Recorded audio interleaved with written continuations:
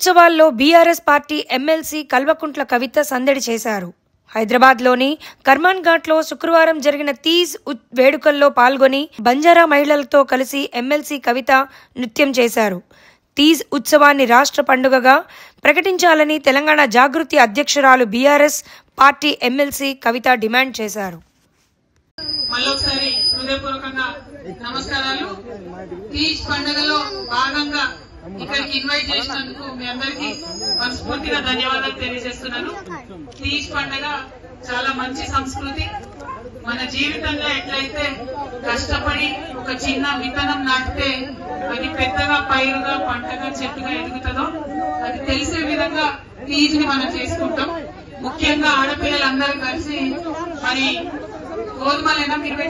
గోధుమలు నాటి వాటిని 9 రోజులు ఉంచి మంచిగా మొలకలైన తర్వాత ఊరేగించి మరి మా జీవితం బాగుండాలని కోరుకుంటారు. అటువంటి అందమైన పండుగలో నన్ను భాగస్వామ్యం చేసినందుకు మళ్ళొకసారి ధన్యవాదాలు తెలియజేస్తా ఉన్నాను. 9 రోజులు ఎట్లయితే బతుకమ్మ చేసుకుంటామో అట్లానే 9 రోజులు తీజ్ చేసుకుంటాం. కానీ 9 రోజులు వేరే వేరే ప్రాంతాల్లో వేరే వేరే సమయాల్లో చేస్తాం కాబట్టి అందరం ఒక్క దగ్గరికి రాలేకపోతున్నాం. కానీ బంజారా సంస్కృతిలో భాగమైన ఈ తీజ్ ఫెస్టివల్ ని కూడా ఫ్యూచర్ లో రాష్ట్ర పండుగగా గుర్తించడానికి మా వంతు ప్రయత్నం మేము చేస్తామని తెలియజేస్తా ఉన్నాను. ఇప్పుడు మీకు తెలుసు, ఉన్న ప్రభుత్వం ఏం పనిచేస్తలేదు. కనీసం ఇదివరకు ఉన్నట్టు నీళ్లు కరెంటు కూడా ఇచ్చేటటువంటి పరిస్థితి లేదు. వాళ్ళని కోరుతున్నాం ఇప్పుడు తీజ్ ని రాష్ట్ర పండుగ ప్రకటించమని. వాళ్ళు ప్రకటించకపోతే మళ్ళా వచ్చేది మనమే, మళ్ళా వచ్చేది కేసీఆర్ ప్రభుత్వమే. కాబట్టి ఖచ్చితంగా అప్పుడు మనం ప్రకటించుకుంటామని కూడా తెలియజేస్తా ఉన్నాను.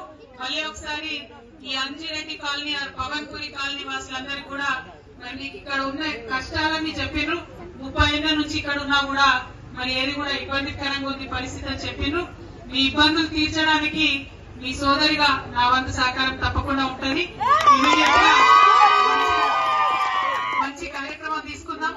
జిల్లా కలెక్టర్ దగ్గరికి వెళ్దాం.